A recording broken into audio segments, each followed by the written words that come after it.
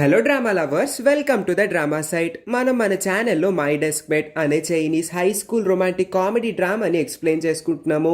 మీలో ఎవరైనా ఫస్ట్ పార్ట్ని మిస్ అయి ఉంటే లింక్ని డిస్క్రిప్షన్లో ఉంచుతాను, లేదంటే మన ఛానల్లోకి వెళ్ళి చూడండి.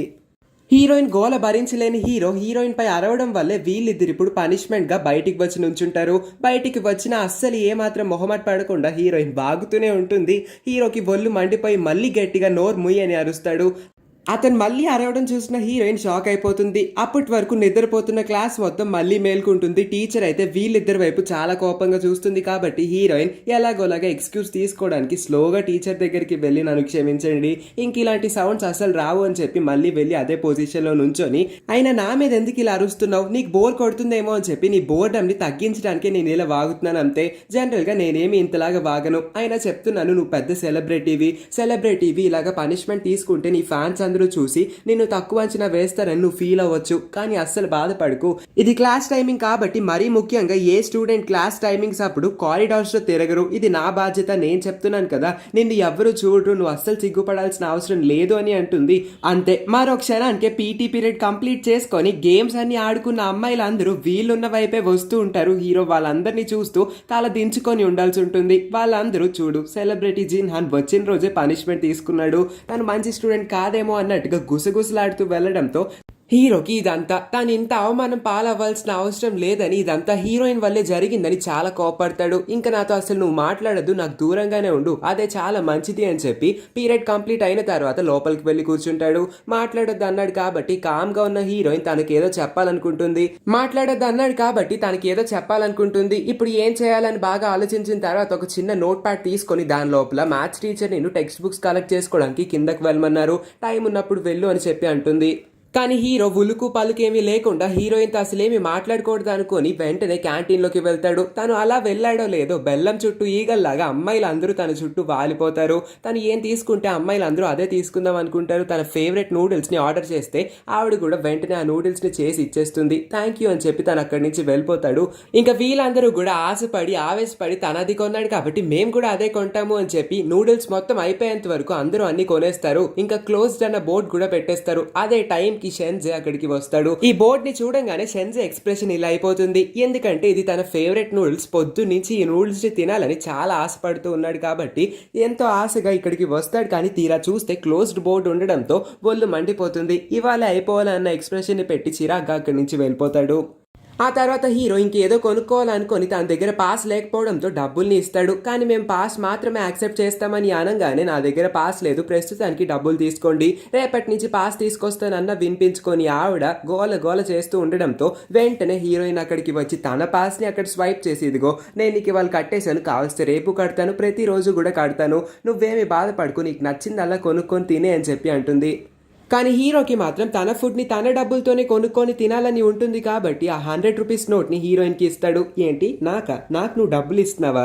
నో, అస్సలు నాకు డబ్బులు ఇవ్వాల్సిన అవసరమే లేదు, నేను నీ స్ట్రాంగ్ ఫ్యాన్ గర్ల్ని, పైగా నీ డెస్క్ మేట్, మన ఇద్దరం ఫ్రెండ్స్ కదా, అందుకే నేను నీకు హెల్ప్ చేస్తున్నాను అన్నా వినిపించుకోకుండా అతను ఆ డబ్బుల్ని హీరోయిన్కి ఇచ్చి వెళ్ళిపోదాం అనుకుంటాడు. కానీ హీరోయిన్ మాత్రం తీసుకోవాలా వద్దా, ఇంతమంది ముందు తీసుకుంటే తను డబ్బులకి ఆశపడేదంతా చేసింది అనుకొని అందరి ముందు తినపరే పోతుంది కాబట్టి ఆలోచిస్తూ ఉంటుంది. ఏం పర్లేదు, రేపటి నుంచి నువ్వే నాకు పాస్ ద్వారా ఫుడ్ ఇప్పిద్దువు, నీ దగ్గర పాస్ కోసం డబ్బులు కావాలి కదా, ఈ డబ్బుల్ని వాడుకో అని చెప్పి ఆ డబ్బుల్ని ఇచ్చి అక్కడి నుంచి వెళ్తాడు. కానీ ఆ డబ్బులు హీరో తాకి ఆ డబ్బులు, ఆ 100 రూపీస్ నోట్ ఇప్పుడు హీరోయిన్ చేతిలోకి వచ్చింది కాబట్టి అందరి ముందు గెంతులు వేసేస్తూ ఇది నాకు దక్కింది, మీకు ఎవ్వరికీ లేదు అన్నట్టుగా డాన్స్ వేసేస్తూ ఉంటుంది. మిగిలిన అమ్మాయిలందరూ అయితే జెలసీగా ఫీల్ అవుతారు. దీన్ని భద్రంగా దాచుకుందామని డిసైడ్ అవుతుంది. ఆ తర్వాత హీరో ఒక టేబుల్ పైకి అయితే వెళ్ళి కూర్చుంటాడు. తను ఇలా కూర్చొని తిందాం అనుకున్నాడో లేదో మిగిలిన అమ్మాయిలు అందరూ తినవైపే కళ్ళార్పకుండా చూస్తూ ఉండడంతో తిని కాస్త అన్కంఫర్టబుల్ గా ఫీల్ అవుతారు. వెంటనే అక్కడికి వచ్చిన హీరోయిన్, నేను నీతో కలిసి తింటాను, నీకు ఎవరు తోడు లేకపోతే నువ్వు ఒక్కడివే ఎలా తినగలవు, నేను నీకు తోడుంటానులే, నేను నీ డెస్క్ మేట్ ని కదా అని చెప్పి అక్కడ కూర్చుందాం అనుకుంటుంది. అదే టైంకి వచ్చిన షెన్జే ఒక్క లాగుతాడు హీరోయిన్ ని, వెనక్కి లాగి అటువైపు తోసేసి తన ప్లేట్ ని కూడా పక్కకు తోసేసి ఆ చైర్ ని వెనక్కి లాక్కొని తను అక్కడ కూర్చుంటాడు. ఇప్పుడు హీరో వల్లే ఆ నూడిల్స్ బౌల్ మొత్తం ఖాళీ అయిపోయిందని తెలుసుకొని కోపం వస్తుంది. ముందు నుంచే హీరో అంటే ఇతనికి కుళ్ళు, జెలసీ అన్ని ఉంటాయి కాబట్టి, అది కూడా ఇప్పుడు హీరో చుట్టూ ఎంతో మంది అమ్మాయిలు ఈగల్లా వాలిపోయారు కాబట్టి ఇప్పుడు గనక హీరోని తను అవమానించాడంటే అందరు అమ్మాయిల మనసులో ఇతనే హీరో అయిపోతాడు కాబట్టి తను ఏదో ఒక ప్లాన్ వేసుకొని వస్తాడు. అది అర్థం కాని హీరో షెన్జే వైపు అలా చూస్తూ ఉంటాడు. వీళ్ళిద్దరూ చాలాసేపు కళ్ళల్లో కళ్ళు పెట్టుకొని అలా చూస్తూ ఉంటారు. ఇంకా నాకెందుకులే అని చెప్పి తన ఫేవరెట్ వెనిగర్ని తీసి ఆ నూడిల్స్లో వేసుకుందాం అనుకుంటే వెంటనే షెన్జే ఆ వెనిగర్ డబ్బాని లాగేసుకుంటాడు. లాక్కొన్న వెంటనే జనరల్గా అయితే ఒక 2-3 డ్రాప్స్ ఒక టేబుల్ స్పూన్ వేసుకుంటారు, కానీ ఆ డబ్బా మొత్తాన్ని వంపేసుకుంటాడు. హీరోకి ఒక్క చుక్క కూడా దొరకకూడదు అనుకొని ఆ వెనిగర్ డబ్బాని మొత్తం అతను నూడిల్స్లోకి వంపుకుంటాడు. ఆ తర్వాత ఇంకొక సాస్ని తీసుకుంటే అది కూడా లాగేసుకొని డబ్బాని ఖాళీ చేసేస్తాడు. జనరల్గా వెనిగర్ ఒక్క డ్రాప్ మన నోట్లో పడిందంటేనే చేదు పుట్టలాగా ఉంటుంది. అలాంటిది డబ్బా మొత్తం వంపుకున్నాడు. ఇప్పుడు తిన పరిస్థితి ఏంటో మనం అయితే ఊహించలేము. హీరో ముందు నుంచి అనుకుంటాడు వీడు ఏదో ఒక స్టంట్ చేయడానికి ఇక్కడికి వచ్చాడని చెప్పి అతన్ని ఆపకుండా కావాలని ఇంకా రెచ్చగొట్టే ప్రయత్నం చేస్తాడు. సేమ్ 3 ఐటమ్కి కూడా అలానే జరుగుతుంది. షెన్జే ఇప్పుడు 3 ఐటమ్స్ కంప్లీట్గా 3 డబ్బాని తన నూడిల్స్లో వంపుకుంటాడు.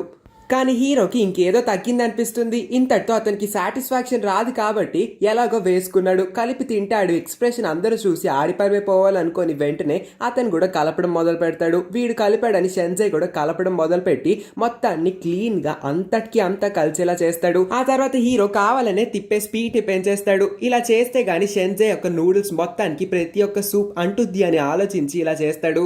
ఆ తర్వాత చాలా పెద్ద స్కూప్ ని తీసుకొని మొత్తాన్ని ఒకేసారి నోట్లో కుక్కుంటాడు. షెన్జే కూడా ఎచ్చుకుపోయి ఇలాగే చేస్తాడు. మిగిలిన వాళ్ళందరూ షాక్ అయి చూస్తే ఇప్పుడే షెన్జే అసలైన ఎక్స్ప్రెషన్ బయటికి వస్తుంది. అంత చేతిని భరించలేక అందరి ముందు తానే అవమానం పాలై దరిద్రమైన ఎక్స్ప్రెషన్ పెడతాడు. అందరు అమ్మాయిల ముందు తన పరువే పోతుంది. హీరో నవ్వ ఆపుకోలేక బయటకే నవ్వేస్తూ ఉంటాడు. ఏంటి టేస్ట్ చాలా బాగున్నట్టుంది కదా, సర్లే ఫుడ్ని వేస్ట్ చేయకూడదు కాబట్టి బౌల్ మొత్తం నువ్వే ఖాళీ చేయాలి అని అంటాడు. నాకేం పర్లేదు, ఈ బౌల్ ఖాళీ చేయడానికి నాకు ఎటువంటి అభ్యంతరం లేదు. ఇంకొక వెనిగర్ డబ్బా ఇచ్చినా నేను వేసుకొని తినేయగలను అని వాదిస్తూ ఉంటాడు.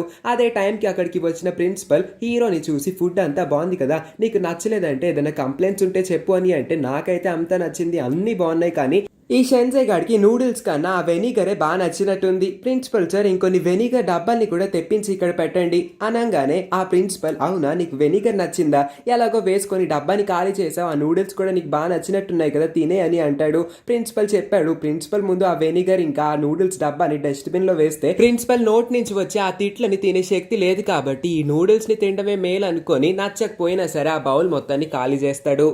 ఇదంతా దూరం నుంచి ప్లేట్లు పట్టుకొని చూస్తున్న జిన్ ఇంకా లీలా వీళ్ళిద్దరూ అటువైపే కళ్ళార్పకుండా చూస్తూ ఉంటారు. జిన్ ఏమో హీరోని పొగిడేస్తూ ఉంటుంది. హీరోని పొగిడితే ఎందుకో లీలాకి ఒళ్ళు మండిపోతుంది. కాబట్టి నువ్వు అసలే లావ్ అయిపోతున్నావు, నాన్ వెజ్ ఫుడ్ తినకూడదు కాబట్టి నీ నాన్ వెజ్ ప్లేట్ నాకు ఇచ్చే, ఈ వెజ్ ప్లేట్ తీసుకొని వాటికి ఇది సాటిస్ఫై అవ్వు అని చెప్పి అక్కడి నుంచి వెళ్ళిపోద్ది.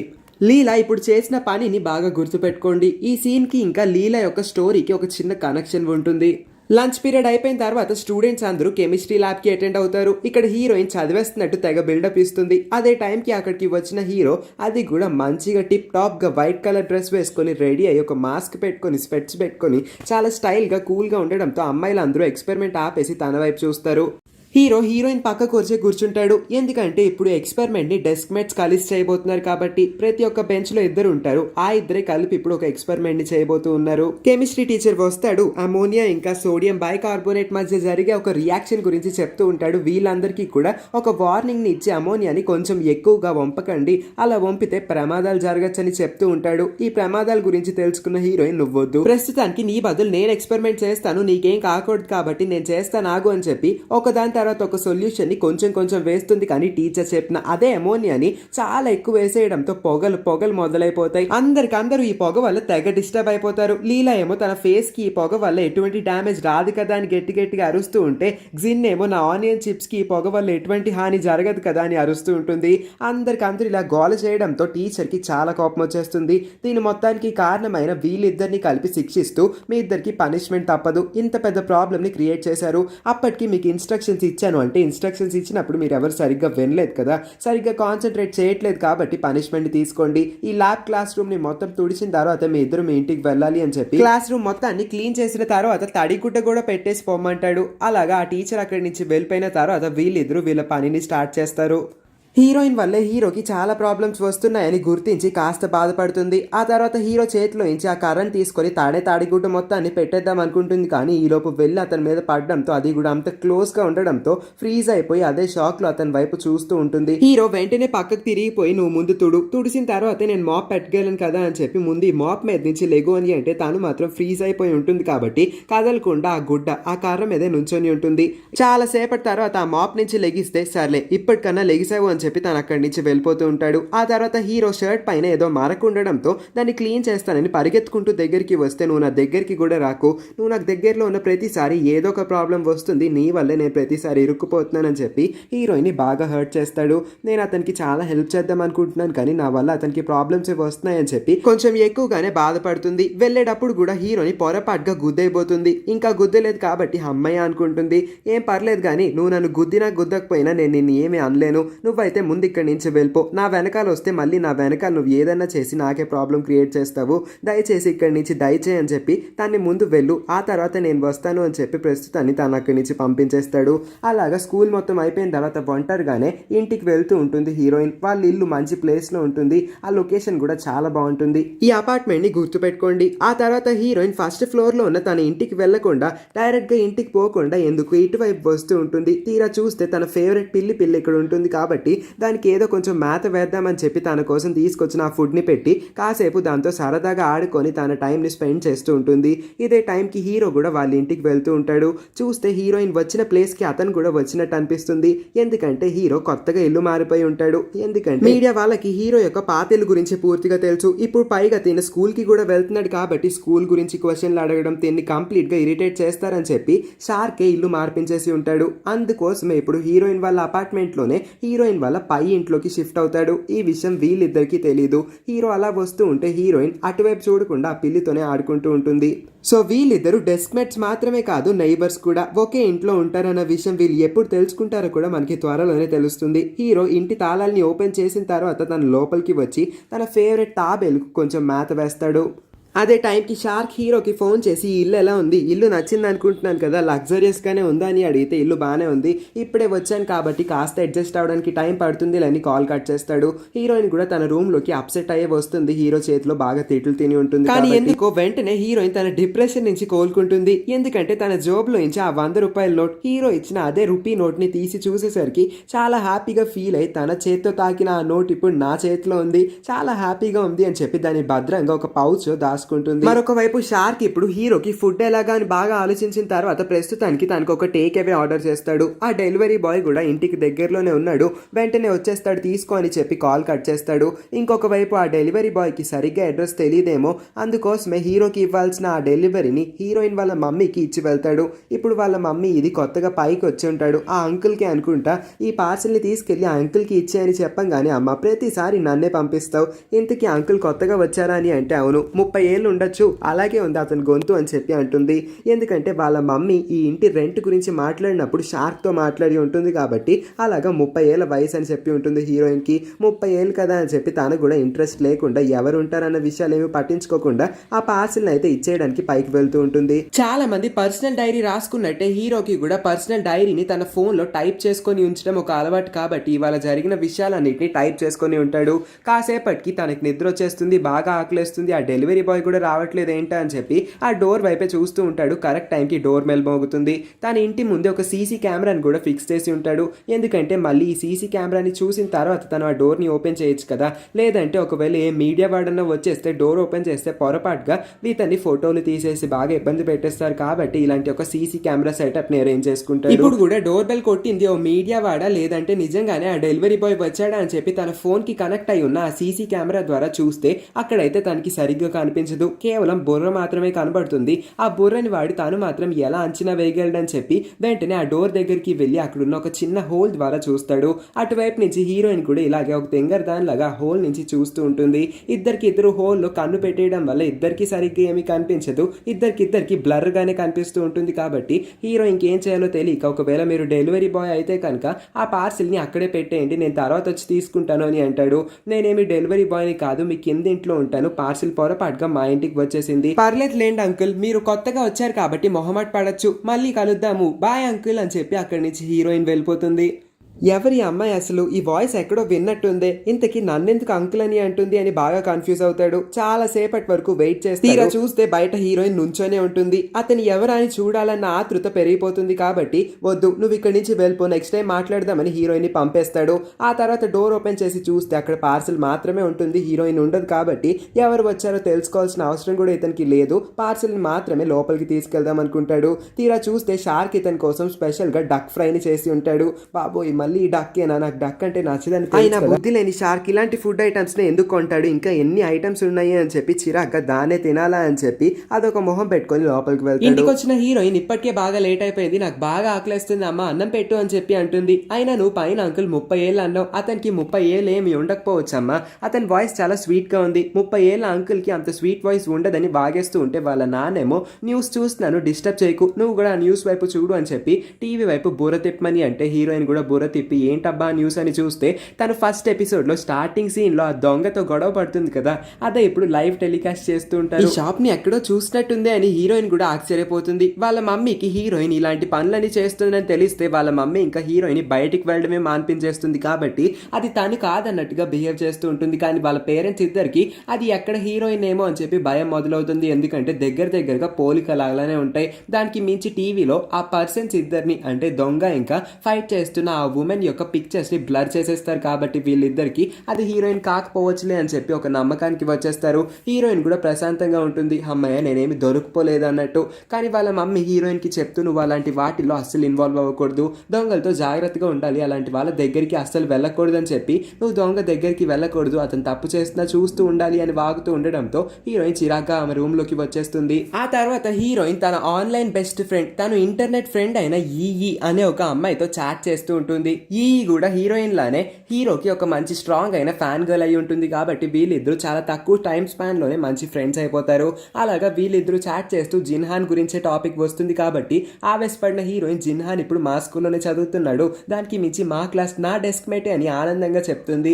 ఈ అయితే షాక్ అయిపోతుంది, నిజంగానా, అలా అయితే అతని ఆటోగ్రాఫ్ నాకు వచ్చేలా చేయొచ్చు కదా అని అంటే హీరోయిన్ బ్లాంక్ ఎక్స్ప్రెషన్ పెడుతుంది. కుదరదేమో, అతను చూస్తే చాలా ఆరోగెంట్ గా ఉన్నాడు, అలాంటి అతని దగ్గర నుంచి నేను ఒక ఆటోగ్రాఫ్ తీసుకోవాలంటే చాలా కష్టం, కానీ నీ కోసం ప్రయత్నిస్తానులే అని చెప్పి ఆ చాట్ ని అక్కడికే ఎండ్ చేస్తుంది.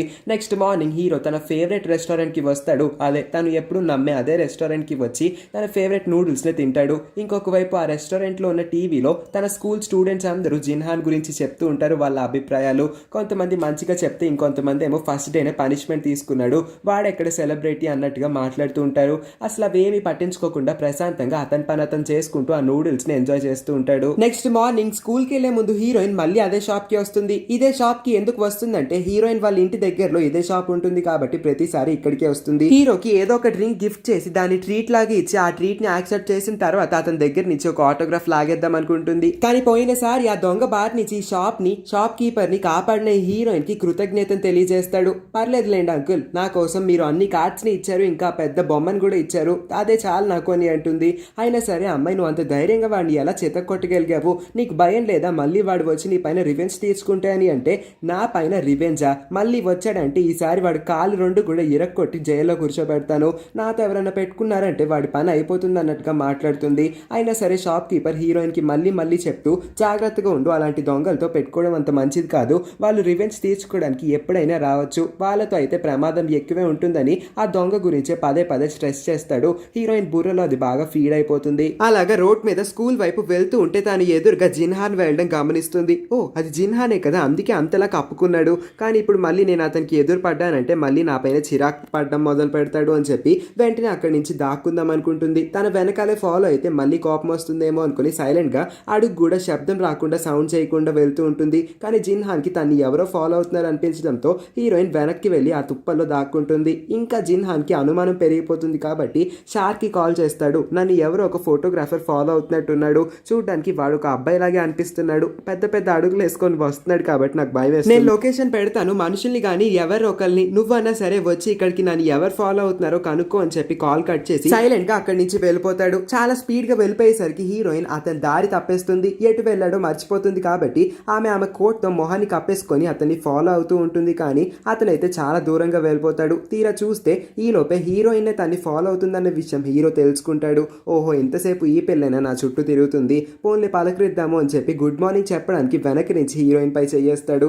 ఇంకంతే, హీరోయిన్ కి ఒక్కసారిగా షాప్ కీపర్ చెప్పిన ఆ దొంగ రివెంజ్ అన్న మాటలన్నీ గుర్తొస్తాయి. కాబట్టి ఆ భయంతోనే వెంటనే ఒక్క లాగి హీరోని గాల్లోకి ఎగరేసి కింద పడుకోబెడుతుంది. కానీ ఇది చూడ్డానికి ఇంత కామెడీగా ఉన్న హీరోకి నిజంగానే నడుము విరిగిపోతుంది. అంత పై నుంచి ఎగరడంతో తనకైతే చాలా బ్యాక్ పెయిన్ వచ్చేస్తూ ఉంటుంది.